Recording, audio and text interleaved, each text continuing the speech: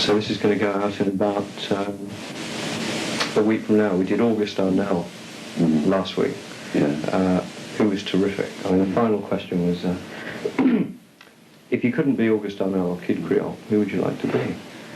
And he said, good question. I'd like to be a woman.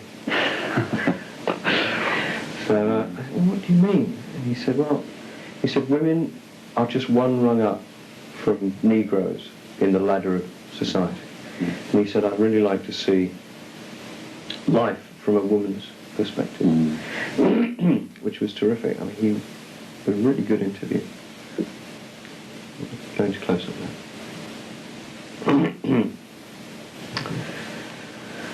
Okay. I'm afraid it's going to get rather hot. Okay.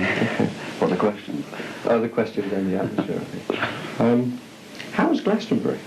It was quite strange. It's not something that, quite honestly, I'd like to relive. It wasn't the best of our performances, and there was some animosity from certain sectors of the crowd. From the bulk of the crowd, there wasn't. It was very successful. But it is really quite strange when you're singing to people who quite obviously do not like you, which obviously doesn't happen in events which are solely Smith's events. But when you're playing festivals where there are people there to see other groups, it's quite tricky. And that's how Glastonbury turned out for us.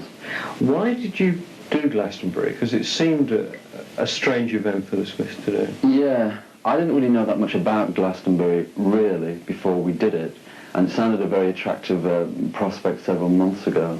And I'm sure for many groups it really is, but I don't think the Smiths worked at Glastonbury. I'm not exactly sure why, perhaps because we built up our following in smaller clubs, and now we've advanced to larger halls, and we were very much a live group, and it was always very intimate and very personal, which was something we couldn't capture at Glastonbury. Did you prefer sort of one-off concerts then to touring? Well, we played persistently for almost 14 months, and we haven't stopped at any point. So I haven't been able to sit back from that situation and say, well, what do I prefer?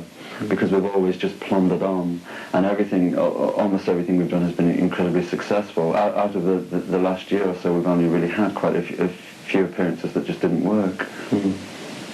Well, I'd like to talk a bit now about your background. How old are you? I'm 25. 25, so you were then running the fan club for the New York Dolls, who spawned 1,000 punk rock bands. Yeah. When you were, what, 15? Quite young, yes, 15. How did you get involved in that? Well, there was really nothing else to do. I was really quite dedicated to the Dolls, and I just had some degree of ambition at that age, which, I mean, people consider it to be quite young to be doing such a thing, but I never really did. It was really quite good for a while, but suddenly, one day, it's really quite strange because I was so fanatical about the Dolls to an almost unhealthy obsession, and then one day I just simply woke up and suddenly it didn't mean a thing to me, which was quite frightening. I mean, for me now to look back upon records from a particular period which were the sole reason why I existed, and to listen to these records today and I hear nothing, is really quite strange. Well, what is your background? What was your background? I mean, what did your parents do? I come from a working class background, nothing very sensational and nothing immensely interesting. I have one older sister. We've always lived in Manchester, where I was born, and I've never really worked, and I've never really done anything remotely interesting until the Smiths. So I have really quite an uninteresting background. What did your parents do? My mother was a librarian, and my father worked in a hospital, not as a brain surgeon. What did he do? He was a porter. He is a porter. Where, at that time, did you feel closer to your mother or your father? I think definitely my mother. She seemed to really understand, because I wasn't really quite the conventional teenager, and many of the ideas that I had just really didn't seem to appeal to the average working class teenager. I seemed really always to be a step apart from most people, which can almost sound glamorous and very poetic, and sometimes it was, but for a large degree it wasn't. There were quite bleak times. I wrestled for a while to break into journalism, and I was greeted with nothing but disinterest and failure. So that really determined me, made me more determined and more angry to do something beneficial. What were the sort of unconventional things that you did as a teenager? The most unconventional thing that I did was nothing. I wasn't really terribly interested in many things. I didn't go out. I had no social life. I didn't have any friends. I just really sat in for years and years and years reading, which of course is quite perverse. Certainly when one lives in a working class environment, it's totally, it's an illness. Did your parents object to your lifestyle? I think they worried slightly. They did worry to a certain degree, but my mother was always very, very supportive to almost anything I did. I told her I didn't want to work, and she said, well, that's fine. Even at a time when we financially needed it, I told her that I wanted to go away, and she would let me. I would say I need a typewriter, and she'd buy it. She was always supportive in every possible way, when I'm sure most people would have really just slaughtered their children if they had these kind of inclinations. But she was incredibly supportive, and I think it was entirely because of her that I survived to be in the Smiths. Did you make a conscious decision to be different? I think, in a way, yes, but in a way that's much more important. I don't really remember making any decisions. I mean, it's just something I really plundered into. To a large degree, we really don't decide how our destinies unfold. But to a very small degree, of course I did. I did decide that I wouldn't engage in certain things, and I wouldn't swim with the tide, as it were. And these are really quite difficult things to do, and difficult decisions to make. And I always received severe opposition because I wouldn't work and such things. What was life like at school then for you? It must have been tough. It was quite tough. I mean, it constantly seems as though everything that I've experienced is a total nightmare, which isn't true. Yes, it was quite tough because I went to a very threadbare school, a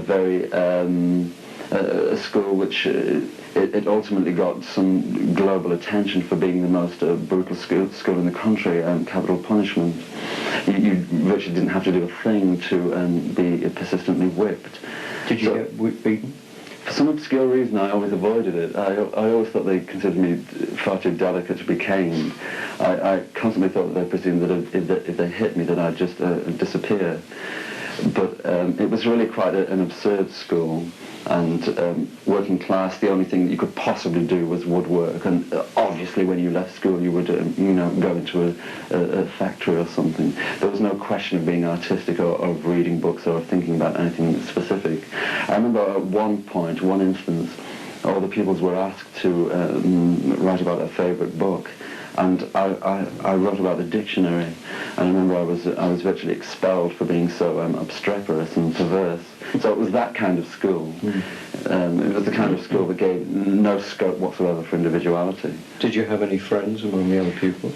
I did. I must say that I did. I did seem to attract the more obscure elements of the school. The kind of person that never had any friends. The very lanky, bespectacled, spotted failure somehow was attracted to me, and I thought that was quite interesting because I was very good at athletics. And I was the type of person who could have things very easy if I really wanted to. Because in working class schools, if you're good at athletics, you're the treasured student. Everything you do is wonderful and you can get away with anything. And I was that kind of student, but I kind of backed away from the very easy attainable things. And I blended with the obscure pupils, which was much more interesting than taking the easy route. What was your nickname at school? Oh, I'm not telling you. It's too ridiculous. No, I'm not telling you. What was your nickname? I can't say. It's ridiculous. All nicknames are ridiculous, but mine was more ridiculous than anybody else's. Next question. When did you first discover Oscar Wilde? When I was plunging towards 10 years old, my mother was quite dedicated and she had several books. And I think she had said to me before that, look, you really have to read this, it's everything you need to know about life, and I ignored her largely. But one day I became nailed to the book, and things were never quite the same since then. Which book was it? It was The Complete Works of Oscar Wilde. And what did that change for you? Almost everything, because I always had this idea about writing and doing some constructive writing, and I always felt that in order to write you had to be completely obscure and incredibly intellectual, so intellectual that nobody could possibly ever understand what you're talking about, and use all these incredibly long words and be incredibly profound. And then I read Oscar Wilde, and he used the most basic language, and he said the most powerful things.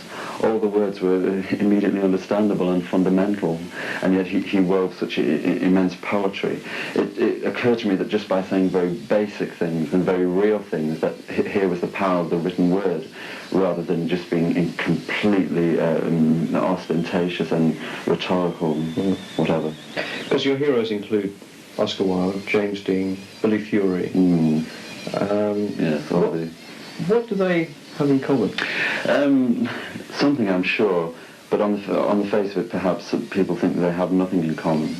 But studying their lives, I think they were all essentially doomed creatures, and although they each had immense success, their lives ended quite sadly and quite distressingly, which has a certain degree of inexplicable appeal to me. The fact that people can become public figures and almost adored by everybody, yet their lives are quite isolated in reality, and very little has any value to them. That to me has some strange appeal. Do you identify with that? To a large degree, yes, but of course I certainly don't have the fame that they had. You wrote a book about James Dean. What made you do that? Was it commissioned, or did you just write it on? Well, I simply had the chance to, and looking back on it, I do regret that it was quite brief. And in a way, it's almost quite hopeless, because obviously so much has been written about James Dean, and his life was so comparatively short that there's very little that can be said. Obviously, I never met him. There was virtually nothing new that I could add. But I thought by simply thrusting something out onto the market, it could regenerate some degree of interest from people who perhaps wouldn't know that much about James Dean, because at the time when I did it, all the books that had been written on James Dean were out of print. But I felt I had this incredible poetic union with James Dean, and that's why I did it. Poetic union? Yes, this kind of blending of souls is quite mystical and embarrassing.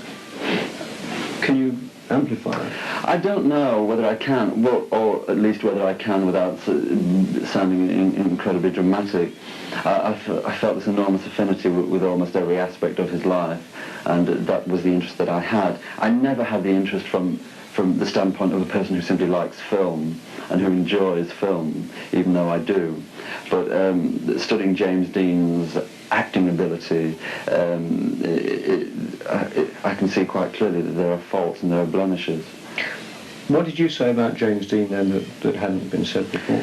Practically nothing, perhaps, but I thought by simply writing from the standpoint of somebody who was living in the late 1970s, and who simply had obviously a very detached view of James Dean, which hadn't been done before, because everybody that had written about him had some connection, perhaps had met him, or was some obscure professor immersed in the whole ideology of film and film history. I wasn't. I was just a nondescript individual living in Manchester with no money. One of your other heroes, Sandy Shaw, you used to write fan letters to Sandy. Yeah. Who else did you write to? Practically everybody, I'm afraid. No, not practically everybody, that's completely untrue. I was very interested in correspondence, and if I did like anybody, I would write to them and tell them so. I was never ashamed to slap how I felt onto paper and to rush out and buy a stamp. Who else did you write to? Well, I'm embarrassed. I'd rather not say. I'm sorry. Well, there must be someone that isn't going to make you feel embarrassed. I don't know. Surely you're not embarrassed about it. On this subject I feel quite vulnerable. It's probably best that I don't say. I mean, it's really almost quite bad enough to admit that I even wrote letters to anybody. Why? I don't know, because there's something almost clumsy about the whole thing and vaguely pathetic. But I'm afraid I'm just a doomed fan, as it were. Well, is it true that you spent 3 months secluded in your bedroom as a teenager? Much more than that, I'm sure, but I do distinctly remember one period where I hardly ever left the room for a 3-month period. What were you doing in there? Well, that's a good question.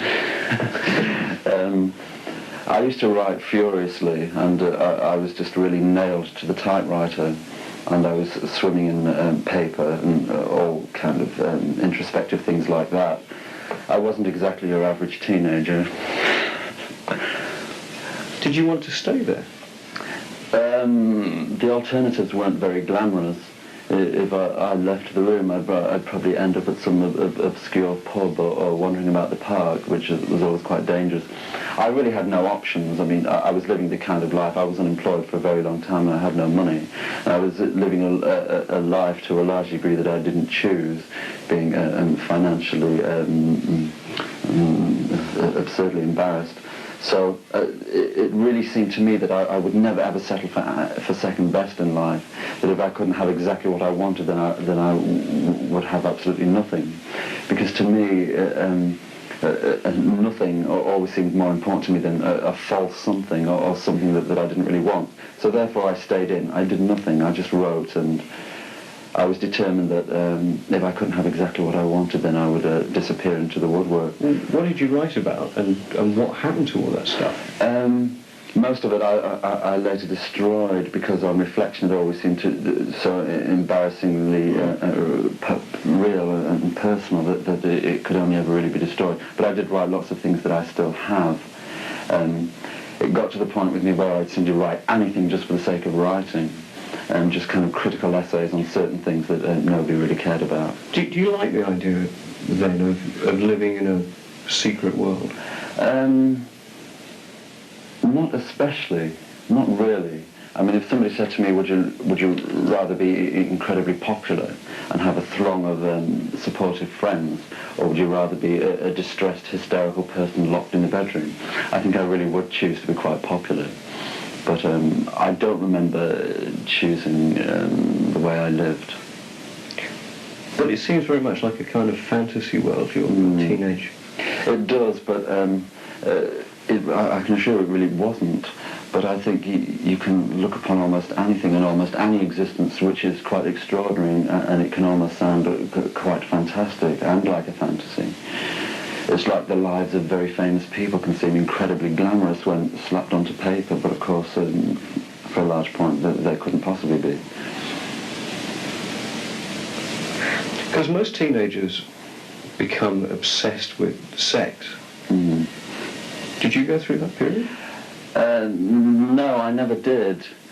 I think I brushed quite close when I was 19 and 20, but previous to that period I didn't give it a great deal of thought, and it wasn't really something that I really needed to think about, because in my life it didn't really exist. I was aware that certain things should have occurred and certain things should interest me, and I was aware of teenagers around me frolicking about and being incredibly inconsequential and free-thinking, which I never was. So that kind of period when you're just supposed to be totally reckless and you're supposed to care about nothing apart from yourself and having as much fun as possible, I'm afraid I skirted past that period quite seriously and severely. And it's something that I regret enormously now, but there's not really any point. So you regret not sowing in wild oats, etc.? Yes, I do. I do regret that. In those days, did you spend any evenings fumbling in the back seats of cinemas? Fumbling in haystacks? No, I certainly didn't. Whenever I went to cinemas, I always raced for the front seat, I'm afraid. I was that boring. You say in other interviews that you're now celibate. Mm. Is that true? Yes, I'm afraid so. I don't have a certificate, but I can only say that I am. Is that part of the Smiths' mythology? Not really, because the other three members of the group are quite the reverse. Again, this gets almost repetitious, but it was something that I initially had no say in, which sounds almost pitiful, but it really wasn't. And it's something that I got increasingly used to, and it's something that I became so aware of as the years ticked past, and I realised that I was quite solitary in this area, that suddenly I realised that it was something that I would quite perversely cling to. It became quite important to me for some reason. Suddenly it became really serious whether I got involved or not, whereas to most people it really isn't. Was your celibacy then prompted by a bad experience? I've had very few experiences, but they have been bad, yes, and they were a very long time ago, and it's not something that I would like to repeat it, but this gets incredibly delicate and icy, and it becomes almost difficult to talk about. But yes, I would say that it was. I did lose the very idea that any communion between two people could possibly be enjoyable. I did lose that particular thread. And I did become enormously depressed to the point where I believed that any kind of relationship was almost impossible. Is there a fear now then of sex? No, it's not a fear. I wouldn't quite say that, but something, but not fear. No, how would you describe it? Slightly. Perhaps just too much thought, too much anticipation. Perhaps I don't really care enough. Would anything inspire you to break your celibate state?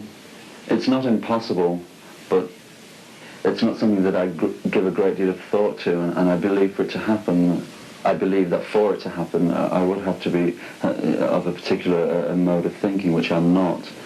I'm of the frame of mind that it won't happen, and therefore it doesn't. Because you said that you want children. Who would you want to be their mother? I don't know. Me, perhaps. I don't know. That's something that I have no answer for.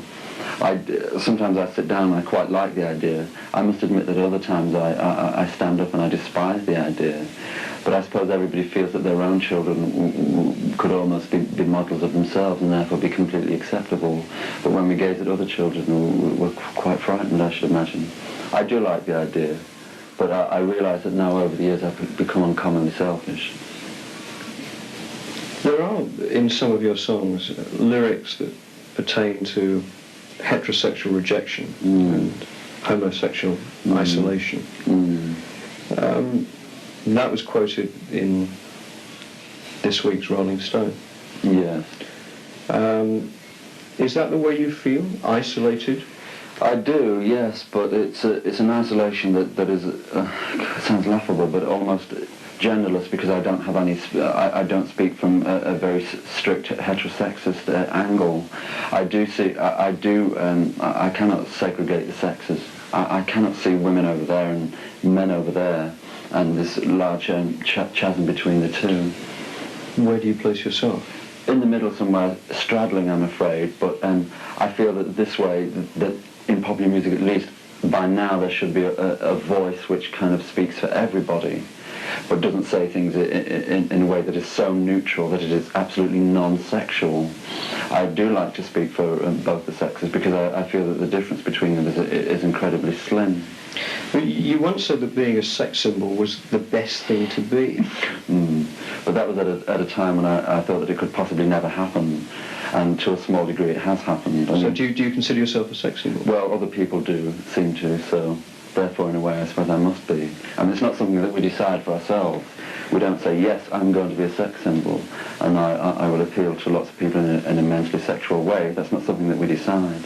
Other people decide it, and to some degree they have. I mean, I get letters saying, Morrissey, you're incredibly sexy, and of course I throw them away.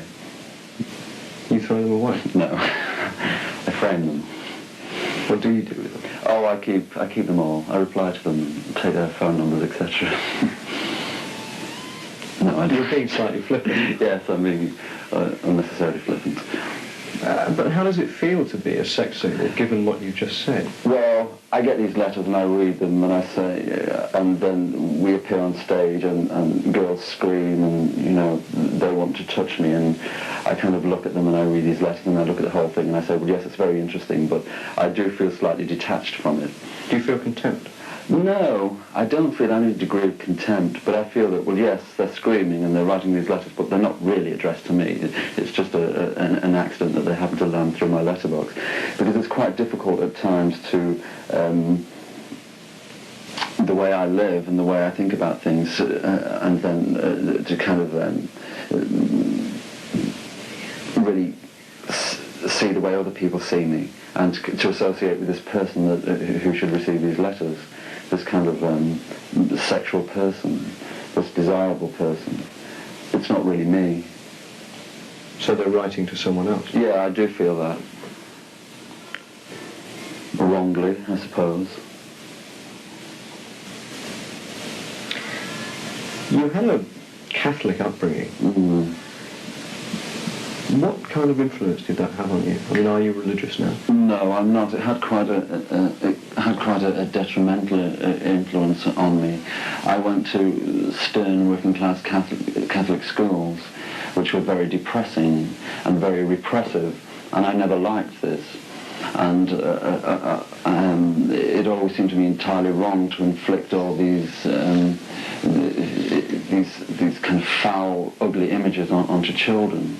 These images of serpents trampled underfoot with fire coming out of their nostrils and things like that, or whatever. And this constant belief at school that if you don't go to church, it's a cardinal sin and you shall burn in hell and God will strike you down. This constant fear of whatever you do, you're wrong, and whatever you do, you're guilty. And just simply by reason of your existence, you are absolutely guilty in every way. I despised that. I often felt that Christianity and the Catholic Church were quite severely divided. And I also looked upon Ireland, being the most Catholic country in the world, as being also the most repressed country in the world. It seemed to me wrong, it seemed to me black, because it didn't allow any degree of self-expression. It didn't allow any scope for individuality in any direction. This constantly carrying this thing on one's shoulder. Do you have then the traditional sort of Catholic guilt complex now? No, I don't. I mean, all that is just really candy floss. I never paid any attention to that whatsoever.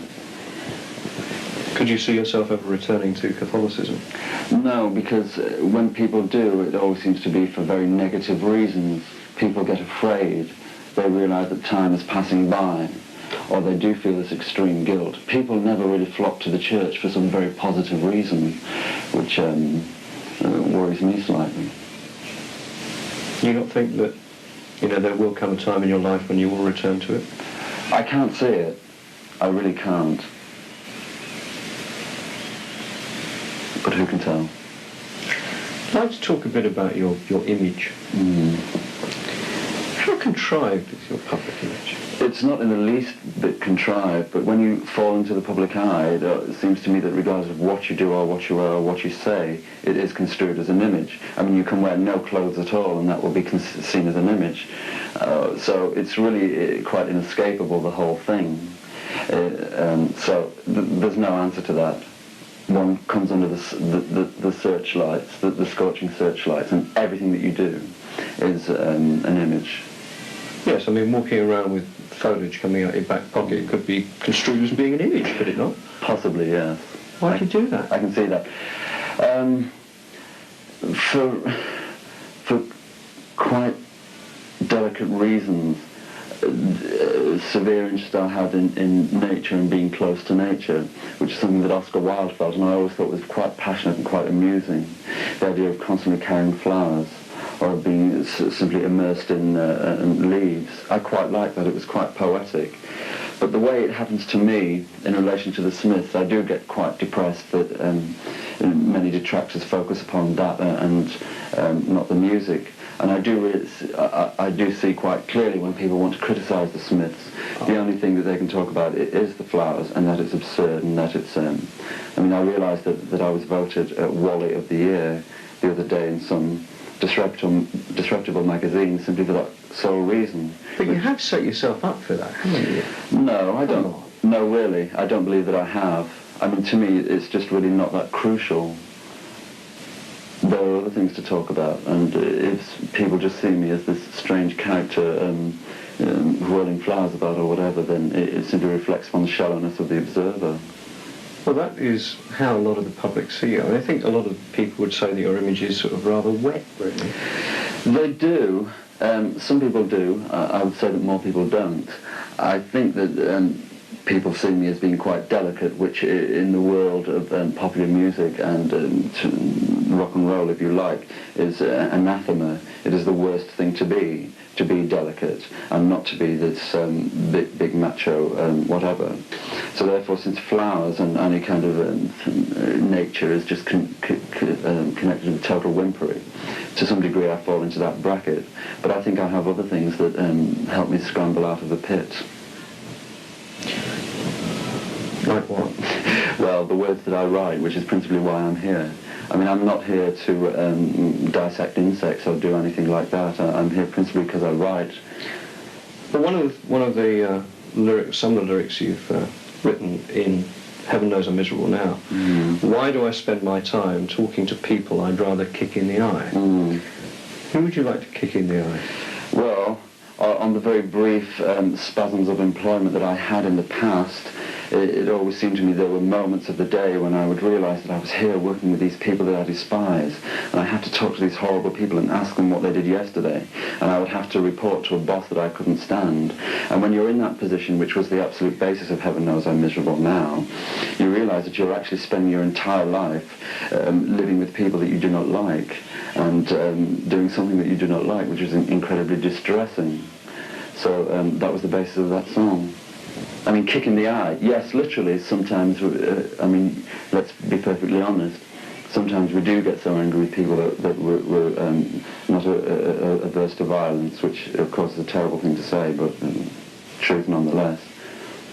Would Oscar Wilde have approved? Probably. I think he would. But being in the music business, you come across a lot of people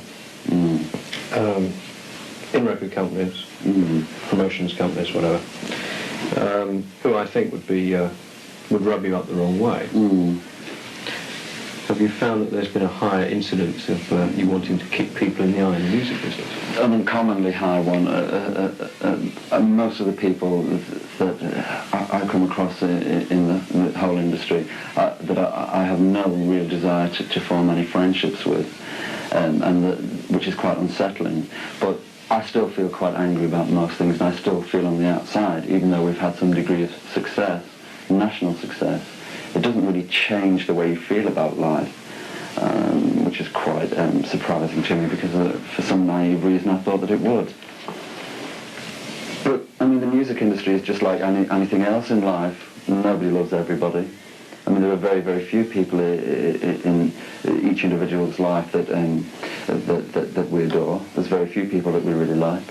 Do you have many friends? No, I don't. Those that you have, are they in the music industry? They're in the group. They're in the Smiths. So the Smiths are your only friend? As far as I can see, yes. Does that sadden you? It does, but it's something that isn't new to me. I've lived with it for quite a long time, so I don't really mind. I don't mind because in the Smiths and with the Smiths, to some degree, I'm getting exactly what I want, so it doesn't really matter. Which is? I'm writing, and people are paying some degree of attention, and for me that's everything. I mean, there's nothing worse than writing and letting everything just rot in the bottom drawer. It's really quite important, I'm afraid, to get some kind of approval and to have your words splattered about the country. And doing that, as I am, it's the highest degree of satisfaction, and there's nothing else. You like the approval? Yes, I do. Because the NME has really created you. I mean, they gave you a big push. They did. They weren't the first paper to write about us, and they weren't the first people to help us, but they were certainly incredibly supportive at the beginning of the year. Things have changed slightly now with all the music press. There is, I do get the advanced chill of a backlash, and it's bang on time, and it's really quite expected. You ready for it? Yes, largely. I mean, I think that we are quite indestructible in many ways. But I'm not saying that I'm terribly happy about it. I'm not happy when I read reviews in the music press. For instance, quite recently we played Belfast, 2,500 sellout concert, and it was really quite hysterical, quite wonderful. We did 4 encores and everybody was enormously receptive. And then I read this review in the Melody Maker, which implies that the whole thing was entirely damp, entirely forgettable, and nobody cared. And then I read a review in the NME by a person called Anne McRae, who reviews the concert in Sheffield and doesn't mention the event in any vague detail, simply analyses my character and destroys it. But it does seem quite hateful and quite destructive, and I don't understand it completely. But ultimately, I'm above it, so it doesn't really matter. Why are you above it? Because as the day ends, one is still alone with in my instance, the words that I want to write and the things that I want to say. And in that area, I'm completely untouchable. Nobody will shove me off course, and nobody will make me believe that what I've done is wrong, or what I've written is wrong, or that the person that I am is a totally nonsensical character. But if you're looking for approval, who are you looking for approval from? The media or the fans? Well, I do read the music press, so it's very nice to have media approval, but it doesn't determine the way I write. I'll never sit down and say, well, I really have to do this because otherwise such a paper won't like me very much. That doesn't happen. But it is very good to get the support of the music press. I can't deny that. But who do you think is the typical Morrissey fan? I mean, do you think they're all lonely sixth formers? No, I don't feel that. I'm sure a great deal of them are, but I look at our present audience, and it has changed a great deal. We've been the first group on an independent label to gain not only an independent audience but also a major audience. Nobody else has done that on an independent label, and I'm quite pleased about that. I look at our audience and I see the people who were there initially, the kind of severe, serious musicologists, and I realise now that we are attracting lots of very young people, and that becomes dangerous because I believe that the media do always judge you on your audience. They judge you entirely upon the people who come to see you, regardless of what exactly you're doing on the stage. But I see our audience as being incredibly vast. There are lots of people from all walks of life. We're not regimented to a certain sect of people. We're no longer regimented to this serious musicologists or teenies or whatever. It just seems to be everybody. But given this, you have a very sort of miserable image. Are you the kind of Leonard Cohen who was the doomy singer-songwriter of the 60s? Are No. you the Leonard Cohen of the 80s? No, I don't think so. I can't see that in any way. And I don't feel morbid, and I don't feel depressive, because I thought it was quite important to say things that were quite serious and quite open, in a way that in the past had been considered to be quite depressing, but to say them in a way that by reason of them being aired was really quite positive. There is something quite positive in saying, in being very open with the people around you and saying, well, look, this is exactly how I feel, because then you get over those barriers, and it really isn't done that often. And I do feel there is a twinge of humour in the way that I write, and if that isn't absolutely apparent, then to a degree I understand it, but I do try to inject it. I don't want to be considered morbid by any degree. Why the band called The Smiths? Because the name, it occurred to me that the name nobody could put any possible connotations on the name, and I really liked that. because it came at a time when group names were vastly important, were biblical, were monstrous, had a great deal to say, were very long, and were in themselves a lifestyle. I wanted to get rid of all that kind of rhetorical dribble and just say something incredibly basic. And Smith, to me, sounded quite down to earth. Hey, you're a vegetarian. That must pose problems for you on the road with the other Smiths. Yeah. Because apparently they're into sort of booze, birds and burgers. All at once. Not necessarily. Well, yes. Yes. It is a great problem. If they're your only friends, that must create problems. It is, and they know how I feel, but I don't stand on the table and say you can't possibly eat that piece of meat and go into a long monologue about the piece of meat. I don't do that. I don't try and inflict the way I feel upon other people, because that's quite boring. And people know what meat is, and people know how the leg of lamb comes onto the table, and they don't want to be reminded, frankly. So are you keener, are they keener on the sort of rock and roll lifestyle more than you are?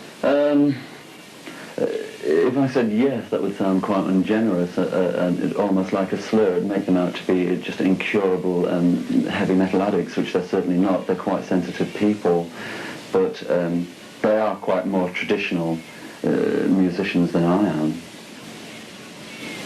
So they party a lot? Yes, as often as they can. So if they are your only friends, what do you have in common? Well, it does take a great deal to make the music. For strangers cannot simply huddle together and do what we do, and therefore there has to be some kind of mystical communion between us and some bond, and there is, and as time goes by it gets stronger, and whatever happens with the record companies or with the music industry doesn't really have any effect on us. We just really want to stay together as four individuals and make records. That's the only ambition that we have. You have no ambitions beyond music? Not the traditional ambitions within music. We don't have them. I mean, going to Yugoslavia, to America, touring the world, that doesn't appeal to us in any small degree. We can't kind of jump into the rock and roll treadmill. So how are you going to survive then if you don't conform to that? I mean, purely from a financial point of view. It's possible. I wouldn't say that it was incredibly easy, but I'm sure it is possible. And for me, just to make records that get some vague degree of attention is all that I really require. Do you have no other ambition? There are things that I'd like to do, but I feel that what I'm doing now has to be done now. I do want to write, but that can wait. There won't always be a time when I can do this.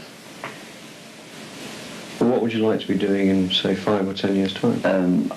I do want to write. I still do write, but I would like to. I would like to be successful in that area. And what would you like to write? Books, plays?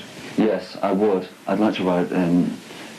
I'm very interested in there's a particular screenplay that I'm blustering through at the moment. But to talk about these things seems incredibly pompous and ostentatious, and it almost sounds entirely careerist. I want to do everything. I'm going to sing in the script, and I'm going to write a screenplay, and I'm going to make a film. But I do have other ambitions, which I'm sure in this business, well, in many cases, one thing tends to lead to another. Are you using the Smiths then as a spring? No, not to any vague degree. No, I can't be that type of person. I can only do things if I really want to do them. I was never the type of person that could exploit situations, quite the reverse. No, everything I do within the Smiths I do because I absolutely want to. And when things go wrong, it's really quite crippling, because I don't look upon it as a job, as a profession, as some way to get attention. It really is intolerably serious to me.